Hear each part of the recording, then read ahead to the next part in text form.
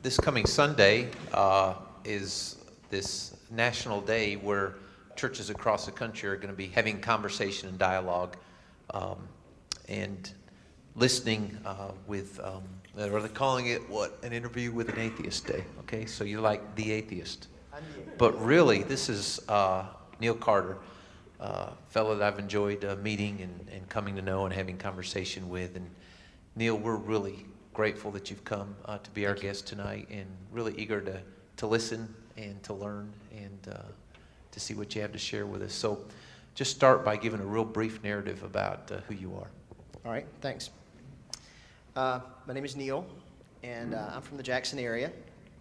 Grew up here and lived here most of my life, except for about a decade I moved away to Atlanta. I'm a school teacher and have 4 beautiful daughters.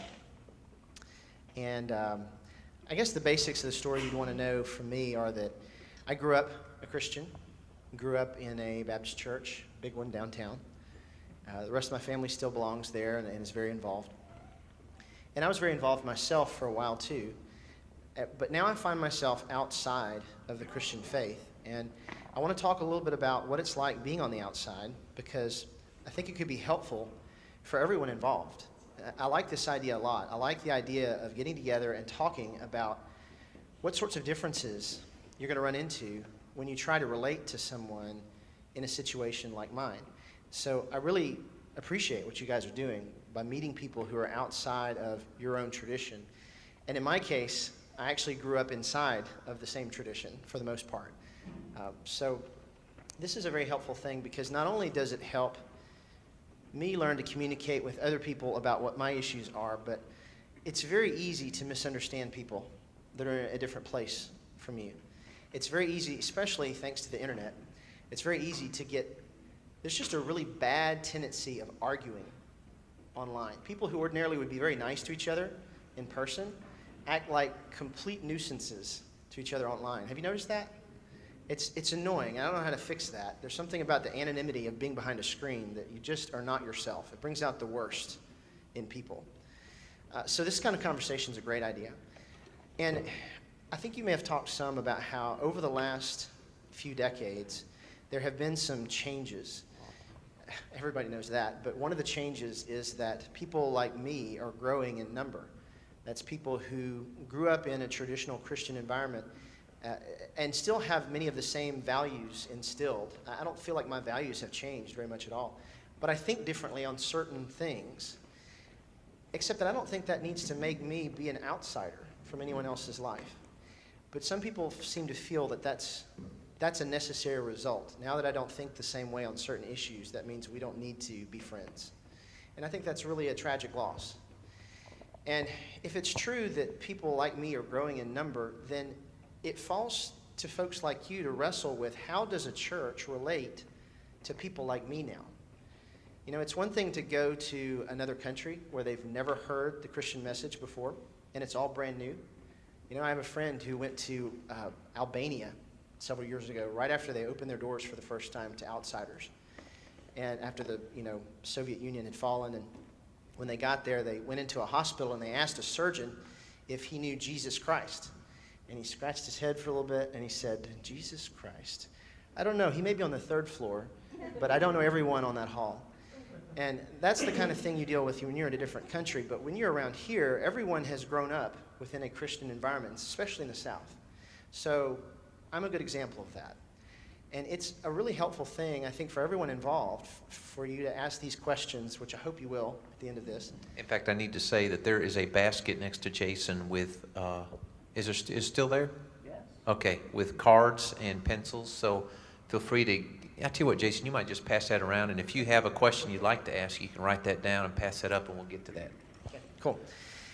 So I grew up in church, and around 15 or 16, I had what I would call a conversion experience. It was a very exciting, transitional thing for me at an evangelistic conference. And the next 20 years, I was very, very devoted in my faith.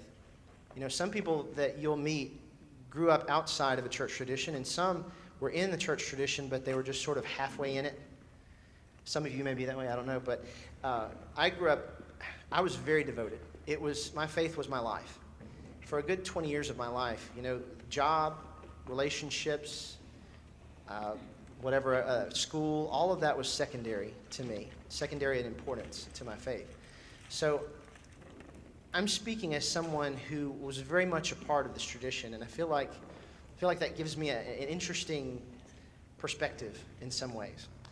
So feel free to ask any questions you like. Anyway, for about 20 years, I was a very devoted Christian. Moved away to Atlanta to be a part of a house church movement, which means just basically that people met in their homes instead of in a church building. And I had a good time there. I had a good experience. My experience in the Baptist church growing up was good as well. I really don't have any negative memories for the most part. I mean, it was overwhelmingly positive. But I reached a point in my mid-30s where I just decided that I was starting to think differently about a number of things. And the simple short answer is I just changed my mind about the things that I had come to believe before. And this probably isn't the ideal time to go into all the details of why that would be, because otherwise we just get into a debate, and those really aren't very useful. But that's a part of my story. And now that I've been outside of the faith, outside of that tradition for at least a couple of years, or 4, depending on how you count it, because for a couple of years there I was still attending church and still teaching Sunday school, and was not a Christian anymore. Believe it or not, those things happen. People do have their reasons for that. And I even went to seminary. I have a master's in biblical studies from Reformed Seminary down the road. So people like me are out there, and it'd be interesting to have a conversation. What I've found is now that I'm on the outside of this tradition, I'm often misunderstood by people who just 2 or 3 years ago would not have had such strange reactions to me. It's like I'm painted a different color and have a third eye, on my forehead sometimes if I tell them that I'm not really a Christian anymore. And it always leads to a lot of the same questions. So real quick, I want to talk about what the things are that most atheists, people like me who don't really believe anymore in the same things that I was raised to believe, what do we find other people misunderstand about me?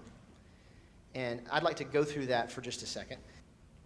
What atheists wish Christians knew about them. It was going to be a top 10 list, and I ended up with 11, so forgive me. All right. Number 1, can you read that? We have morals too. Believe it or not, this is one of the most common, one of the most frequent things that we have to deal with, and that is that people who the rest of the day have been nice to us, when they find out all of a sudden that we're atheists, all of a sudden they assume we must be awful people. One of the running jokes among atheists is that people think we must eat our young. So there's this meme that passed around where a guy's got a baby on a sandwich. But that's a very prejudiced thing, and I understand why folks think that. Folks tend to think that someone who is not from their own tradition must have very, very different values. But if you talk to them, you'll find out they actually probably believe a lot of the same things you do on most day-to-day issues. The folks that I know who are atheists, and I've gotten to know several hundred at this point, either virtually or in person, and at this point, I think I can speak with some authority about what the issues are. And the number one thing that always comes up is they think we have no morals. They assume that there's no ethical system for an atheist. If you don't believe in God, how can you possibly believe in morals of any kind? The short answer is you can. And all of the atheists that I know are very principled people. They have very strong principles. And I don't want to go into too much more detail than that, except to say that there's an implicit judgment there that says that somehow because you're from a different worldview, you must not be able to have an ethical system. But in reality, this judgment doesn't come from actual experience with people like me. It's not that someone observes my behavior and says, I see that you're an immoral person. It's more that there's an ideological belief from the very beginning, before they know anything about you, that you must be an ethicless person. That's probably not a word, but anyway, so that's the first thing. It's the number one thing that always comes up in everybody's list. Number 2, you don't know us better than we know ourselves. And one of the things that comes up a lot is that people seem to think they can tell me what's going on inside of me better than I can. And that's why a moment like this is really important, to take time to actually ask questions and to listen to me tell my story and tell you that there's probably some misconceptions that some folks have. And I talk with people online a lot, and they often will tell me, well, here's what's really happening to you. Surely that would insult you as well. if somebody says, well, see, I know better than you do. It's different, though, if it's somebody that lives with you, it's your parents or a spouse or a best friend of 20 years. They may tell you something about you that you didn't know. Everybody has their blind spots, right? But I'm talking about complete strangers, assuming they know everything that they could possibly know about you, and they know more than you about you. And they say, let me tell you what's really happening to you. And that's insulting. So try to avoid doing that when you're talking to someone in a position like mine. Next. We don't, deep down, believe in God. We don't. That comes up a lot. I said your particular God because there's always an assumption that whichever God you believe in must be the only one worth looking into. But I've actually gotten to talk with a lot of other people who are Muslims, who are Hindus, who are Buddhists. Buddhists don't technically believe in a God most of the time, but there's a lot of different faiths out there. And if you interact with many of them, you'll find out that a lot of them seem to assume also that you're supposed to be believing in theirs. And anybody who doesn't believe in a God is rejecting their particular God. And deep down, what comes up a lot is I'm told, you must really deep down believe in God, and you're just lying to yourself. And that goes back up to number 2. But also, I just need to tell you, I really don't. It's not like I'm pretending. It is possible to believe at one point and not believe later. So you'll just have to take my word for it. We're not lying about that. Next. We don't hate your particular God. I would say just God, except again, I've had to interact with folks who believe in multiple gods. But to assume that non-belief means you hate something, that doesn't even make any sense. Because I also don't believe in Allah. Do you believe in Allah? Actually, Allah's the word for God, so yeah. Okay, all right. Well, that depends on how you define it, because I have a feeling the Muslim friends might not say the same thing. Do you believe in Zeus? No. No. Why do you hate Zeus? That is one of the most frequent questions I get when I talk to people online and they find out that I'm an atheist. They say, why do you hate God? And again, back to number 3. You don't understand. I really don't believe. I mean, I understand that you feel that's a bad thing, and I know, but just number 1, give me the basic respect of believing me when I say I really don't believe. And then number 2, don't assume that means I am being rebellious against one particular God or another, because how many gods do you not believe in? And why do you hate them all?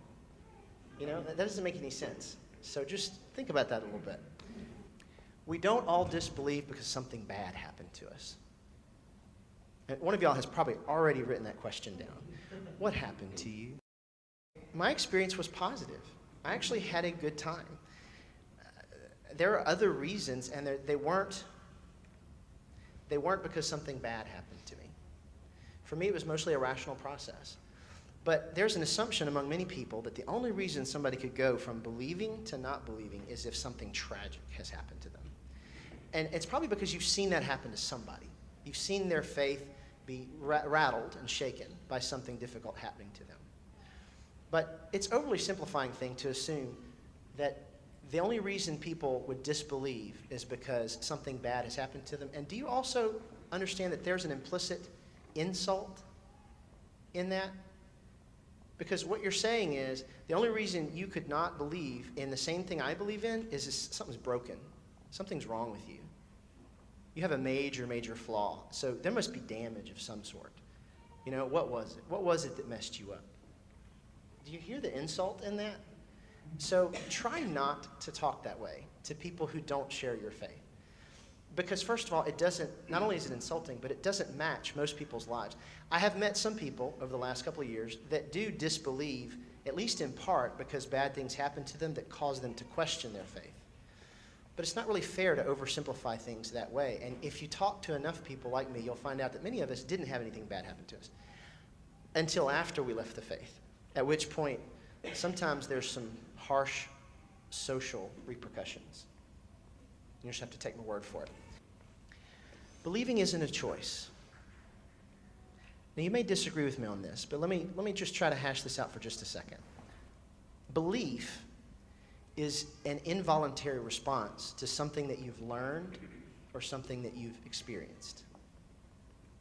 You can say that you chose to believe something, but let me ask you a couple of questions. Number 1, do you remember the day you chose to believe that there is such a thing as a God?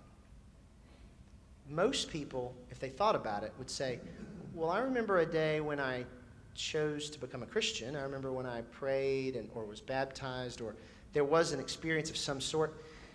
But for most folks, they'd have to say, well, pretty much I was taught from the time I was able to even speak that there was a God. It was just something I always was taught, and my whole surrounding culture taught me to believe that. So it wasn't really so much something I decided one day I'm going to believe in God. Well, that's actually the way it happened for me. For me, things lined up in such a way that I just realized I didn't believe anymore. And that's the way it happens for most people that I know who are atheists. And by the way, I belong to a group of about nearly 300 folks who live in Mississippi who are atheists, and most of them, like me, are at least partially closeted because of fear of social repercussions. Because around here, if you tell people you're not a Christian, especially if you tell them that you don't even believe in God at all, they immediately assume, oh, wow, that's a dangerous person. I don't need to be around that person, because who knows what they're going to do. They're going to steal my pocketbook. You know, people assume we beat puppies, you know, and sacrifice things to something. I'm not sure what. So believing is not a choice. Do you know this painting? This is one of my favorite Norman Rockwell paintings. I love Norman Rockwell. I believe it's called The Discovery or something like that. If you look at it long enough, you can see what it is he's got. He's just made a discovery. And of course, I've had a lot of fun over the years trying to decide, is he shocked because he's just figured out the truth? Or is he shocked because he thinks now that his dad is Santa Claus? Either one would be equally shocking. But in his case, and in my case, there came a day where something was just discovered. And a belief changed. I remember there was a bag, a duffel bag, in my closet. Not my closet, it was in a bathroom closet that I found one day when I was, 6 or 7 years old. And it had initials on it, and I thought that was kind of cool. And I thought, I'd like that duffel bag. I could use that for soccer. But I left it in there because I didn't think it was mine. And then a couple of weeks later, on Christmas morning, all the Santa Claus gifts were out on the couch, and there was that bag. And I said, wait a second. Something's going on here. Sometimes you just sort of learn something, and it changes what you believe. It's not a choice. You just suddenly think differently about something. And you can't choose to go back and believe again in something that you now don't believe in anymore. So it's oversimplifying. It's oversimplifying to just say, well, it's just a choice, and you just need to choose to go back again. Number 7, most of us, at least around here, used to be Christians too. So that's kind of what I'm talking about here. In our case, the problem is not that I have not heard the story right. It's not that the Christian message has not gotten to me and it just needs to be retold one more time. Or maybe if you just come to our church, you've been to 40, you've spoken at them. I mean, I've led small groups. I've led some big groups. I've been in ministry before. It's not a new story to me. So for people like me, it's not just a matter of exposing us to something we haven't heard. Many of us have been Christians too. So you don't have to just go through and tell us all the same things again. Get to know us and what our issues are, and befriend us, you know? Next. Quoting the Bible doesn't work like a Jedi mind trick. I don't know if you've had this done to you, but there are some people who, when they want to make a point, instead of saying what they think about something, they get this kind of glassy-eyed stare, and then they quote a Bible verse. And that's great, and I could quote them too.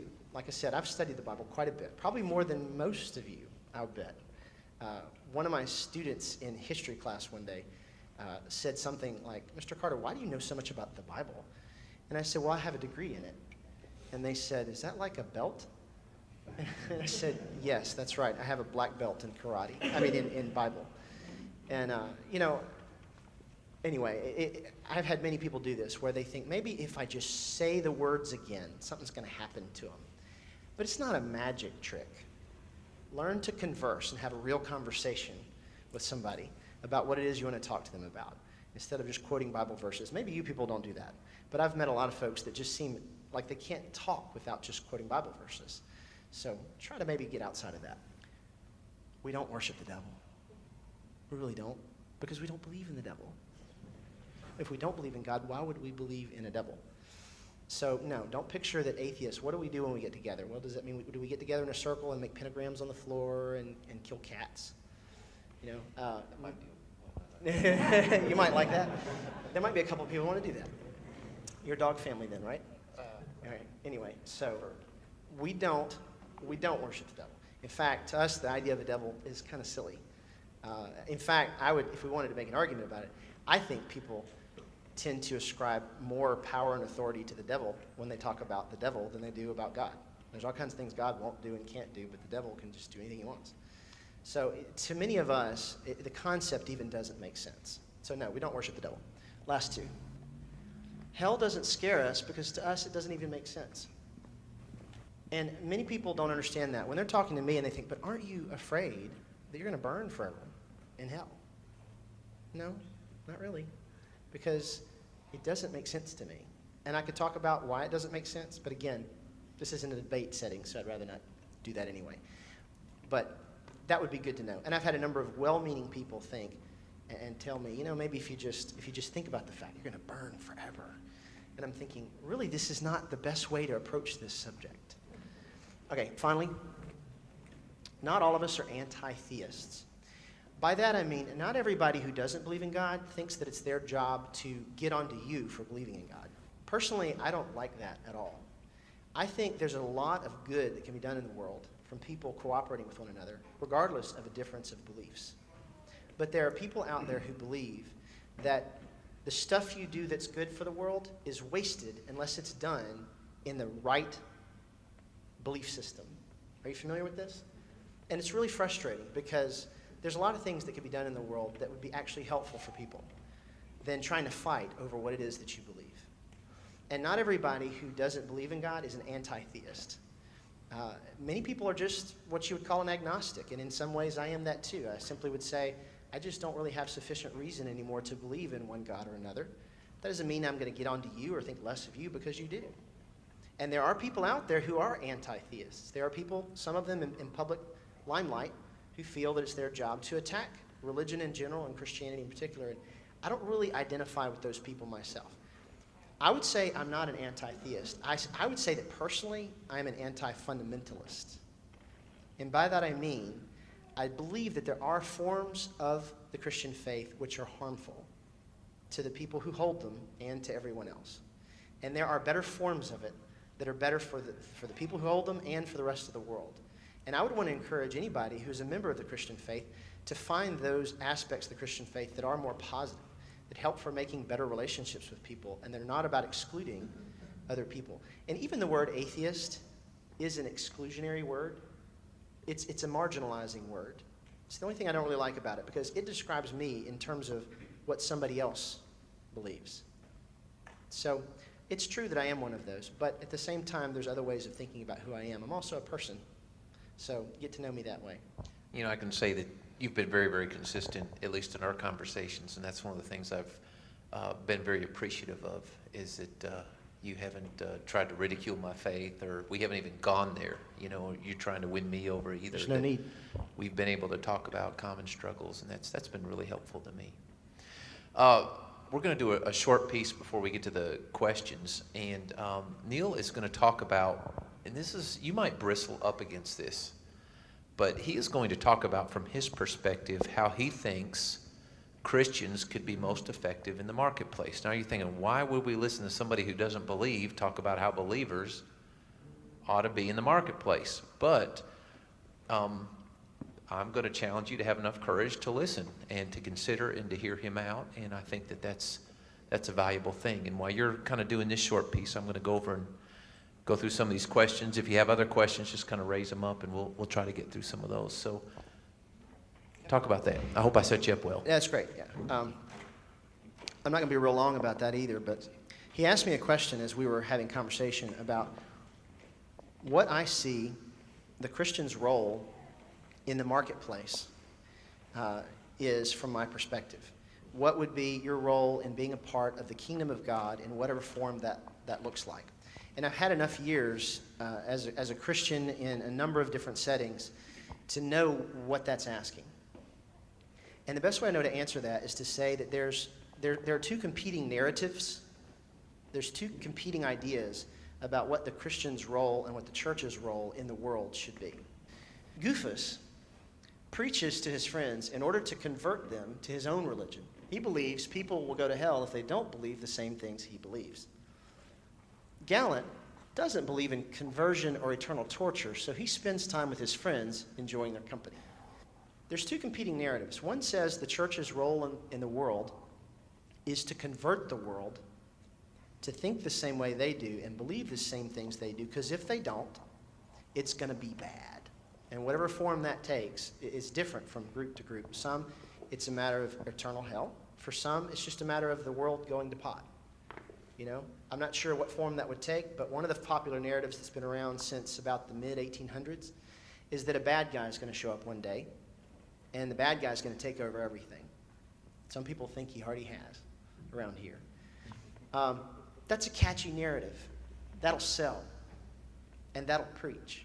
It'll preach and sell, and it does. And people have actually gotten quite wealthy off of this idea, because fear tends to make a lot of money. I don't know if you've noticed that. And the internet seems to have hyped that whole thing up. But there is another narrative that says, what if we see the church as a light of the world and salt of the earth, as something that is a presence in the world to make it a better place? That is another way of looking at what it means to be the kingdom of God. That's another way of looking at what it means to be heaven on earth, your will be done on earth as it is in heaven. And it's not trying to convert others to be what you are, but simply relate to them in such a way that you meet them where they are and be a positive presence in their life. And that's two different ways of approaching the role of the church in the world. And I can tell you right now, as someone who is outside of the faith, which one I would respond to better. I would have no reason to have conversation with this guy. And if the goal is to convert me, you've failed at the beginning, because it's exclusionary talk. Now, the question of whether or not it's okay to believe in the things he believes is a separate conversation to have. But I will tell you that the effect on someone like me is that I'm going to turn you off. And that's not a way to have a relationship or a conversation with someone like me. And fear certainly is not a great way to build a good relationship. But on the other hand, if you see the church's role in the world as being a beneficial presence, something that makes the world a better place, that helps to restore things that are broken, that helps to bring light in places that are dark. Those are the kinds of metaphors I can grab hold of, because I actually identify with that. I would call myself a humanist. You know, the word secular humanism is a phrase that was thrown around a lot when I was a kid. And I was into studying foreign religions, and secular humanism was a bad word. If you were a secular humanist, that was something you said when you kind of sneered when you said it. But I actually would consider myself that now. And all it simply means is you want to see the best good happen for the most people possible. And you want to be a part of that in any way you can.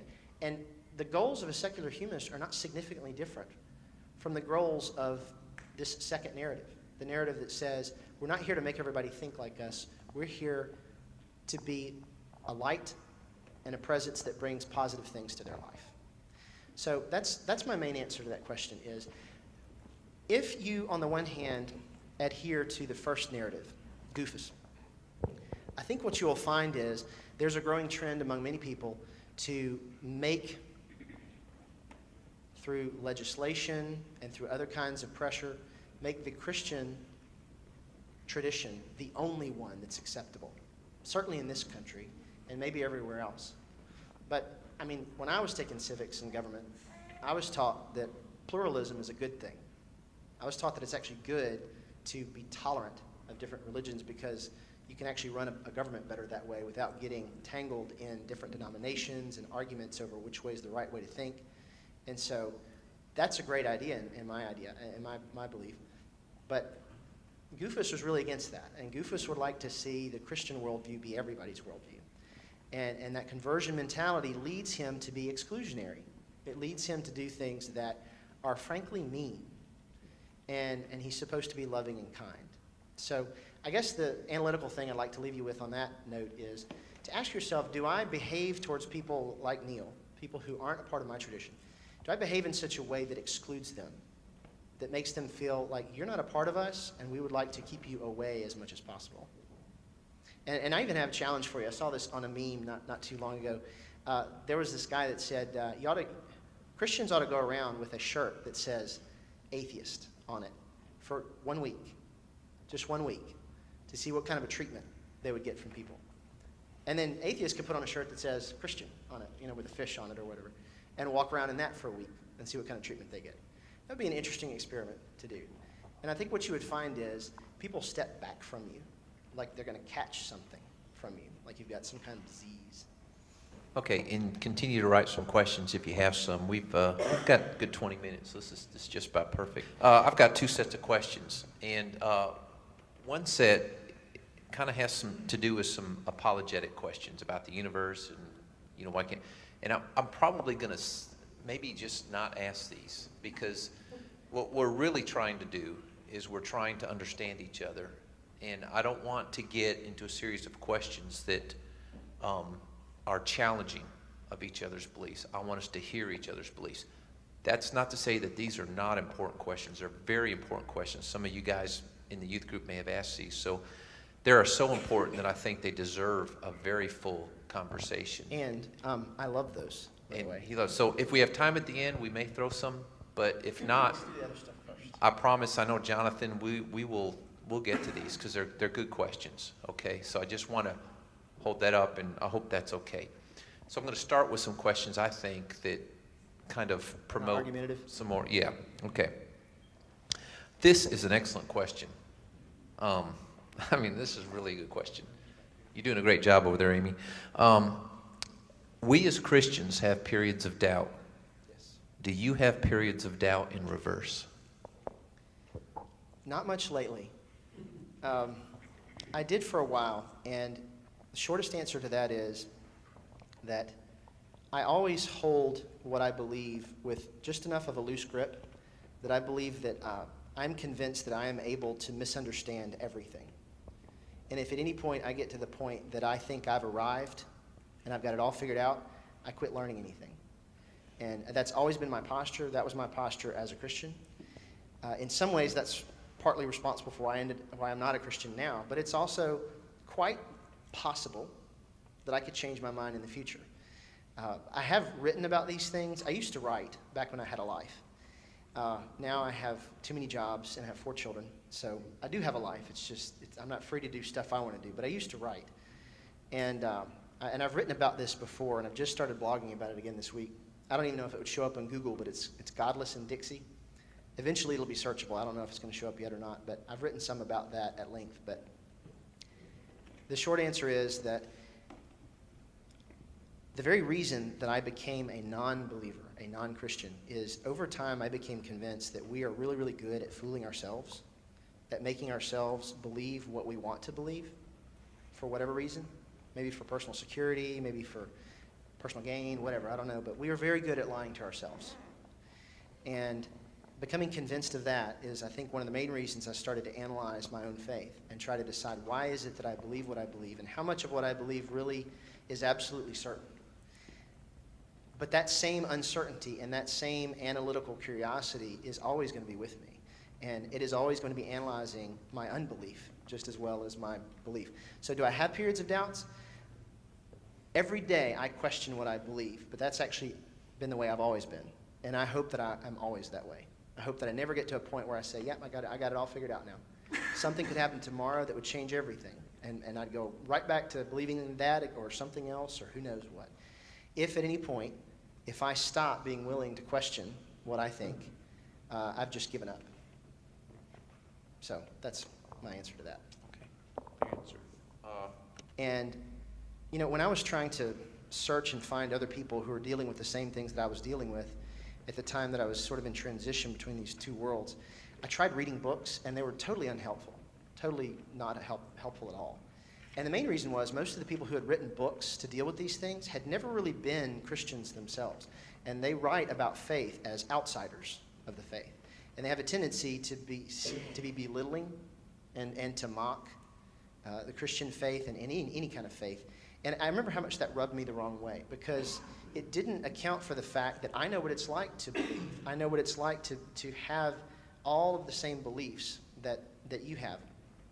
So it's really impossible for me to fundamentally think less of you, because I was raised to feel and believe the same things. I don't know if that only partially answers the question, I suppose, but I believe that I'm just as able to be incorrect about anything and everything myself. And so for me to think that maybe I'm thinking one way and you're thinking another way, I don't immediately assume that means I've got the corner on the market on truth. And to me, to have that kind of a posture towards someone else, to think to think less of, to look down on someone else because they believe something different from me. That's exactly what I'm asking you not to do to me. And that would be very hypocritical of me. I hope that I never do that. Little writing, got to hold it far away. Okay. Comes with age. Why do you think there is a big divide? Two or three questions here. Why do you think there is a big divide between Christians and atheists in society and mainstream media, that they're attacking each other? And what do you think the relationship should look like? Okay, so the first part of that. Well, they feel mutually threatened by one another. And when it comes to questions of religion and politics, I've found emotions are always really, really raw. And I think that's because with both politics and religion, both those things, it's so hard.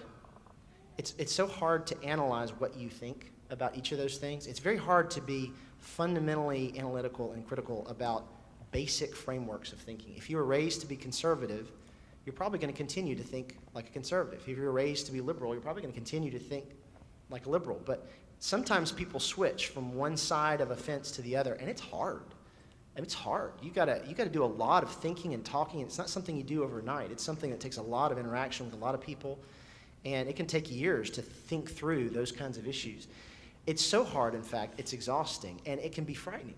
It can be frightening to have all the basic things you believe thrown into question. It's almost like somebody's pulling the ground out from under you, and now you're floating in the middle of nothing.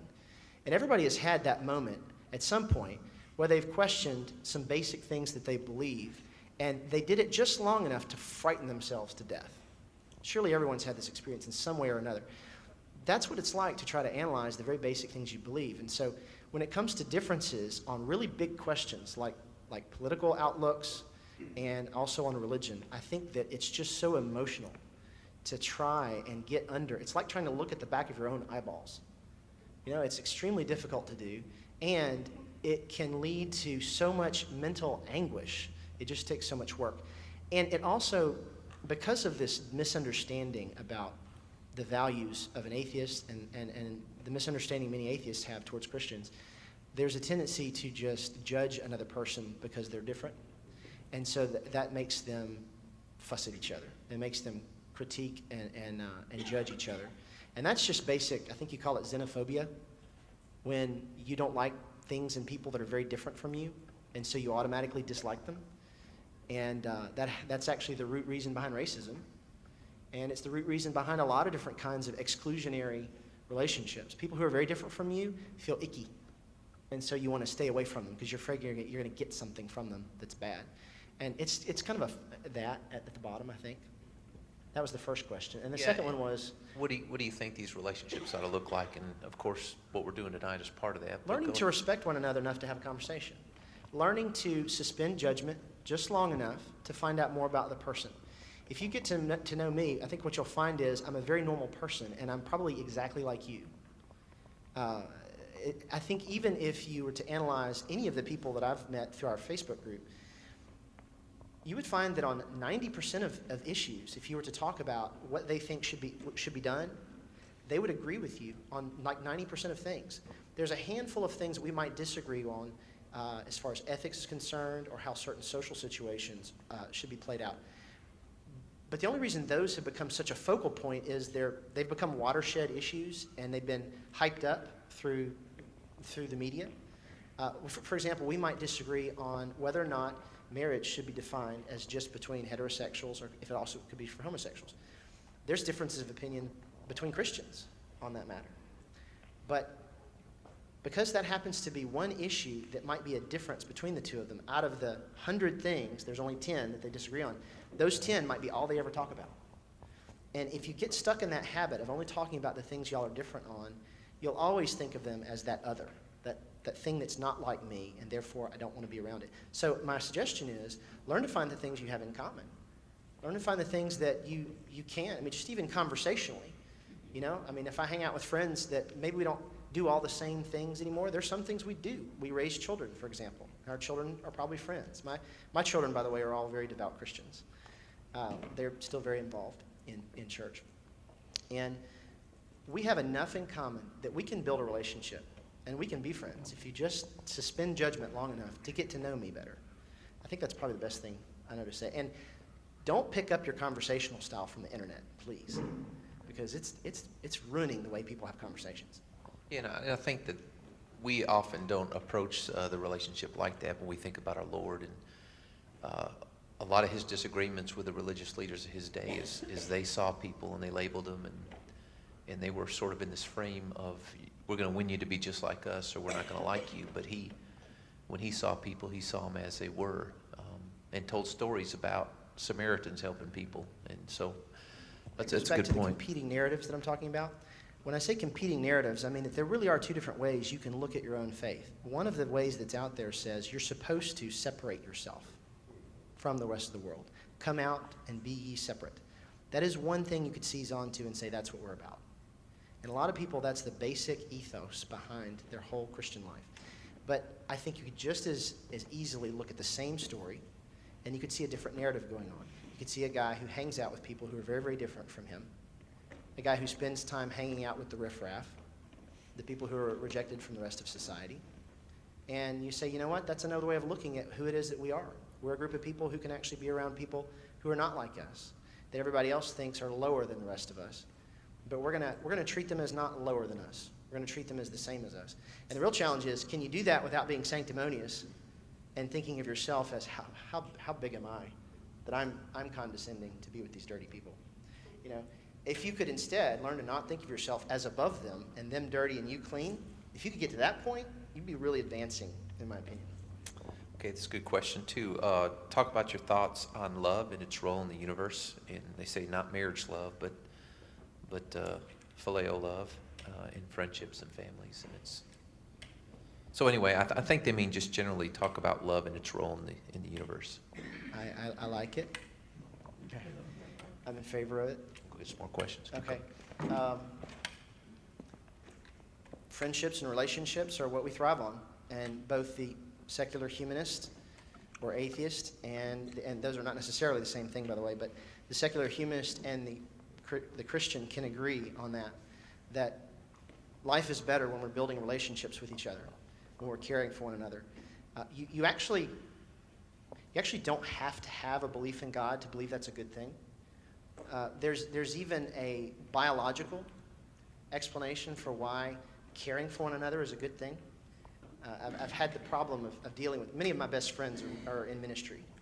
In fact, all my groomsmen are ministers of some sort or another, I think. And they had some strong words for me about this change in my life. And they went on for quite a while. But one of the things I had to try to explain to them is there are reasons for why an atheist would believe that people should care for one another and look out for one another. I know you assume that it's only your faith that provides that, or at least some sort of faith, but there's another explanation, and that is that any species that takes care of its own does better that way. You know, that's not real complicated. Any species that looks after its own does better. You know, and I think that's fundamentally one of the reasons why we thrive as a people. And when we don't look after one another, we don't do well. You know, it's not real complicated. Here's kind of a follow-up on this, and I just got, it's a little bit of a challenge. You know, you talk about love. Of course, here in this group, we're believing that love is a force in the universe that's been sourced by God. So talk a little bit more about that. How would you respond to the Christian worldview? It's not important to me where you believe the love comes from. What matters to me is that it's a value of yours that you prize and that you practice. I think that's my basic answer. I believe in loving and caring for each other as well. And again, there's two narratives. One narrative says, your love's not any good if it doesn't come out of the right belief system. If you don't believe the right things, your love is invalid. There are people who believe that. Another alternative narrative says, love is love. And instead of saying, because you don't believe the right things, your love is invalid, you could just say, you know what, love is love, and we're going to accept it, and we're going to prize it and value it in everyone, regardless of their background or their belief system. Okay. This is a good question. Is this your question, Lucas? Okay, it is, but it's kind of where I started with you when we first met, what I was kind of thinking in the back of my mind, so it's a very fair question. If He likes it because it's his question too. Yeah, well, it's actually not anymore because we've been down this path. But if it's possible to go beyond or remove religion or religious systems, would you or other atheists be followers of Jesus? Why and why not? And are you asking that, is it just religion or religious systems or fundamentalist churches that have gotten in the way, and is the real issue not God? Is that kind of what you're saying too? Something like that. Okay, I understand that question. So if it's possible to go beyond or remove religion or religious systems, would you or other atheists be a follower of Jesus? Why or why not? My answer to that is, unfortunately, it's hard to say what that would be, because there's a certain subjective element involved. Unfortunately, both the Bible and Jesus can tend to be a bit of a Rorschach test. You familiar with that? The ink blot, where there's a tendency for some people to superimpose what they want to see into the character of Jesus, into the person of Jesus. And there are multiple competing versions of Jesus out there. One version of Jesus believes that, that the main thing that everyone's to be about is making everybody the same. And for some reason that happens to be American. I'm not sure why. Many people seem to believe Jesus was American. And, yeah, and he's white. That's right. He probably likes fried chicken, But I think there's a tendency to see the version of him you want most. Do I think that there are better versions?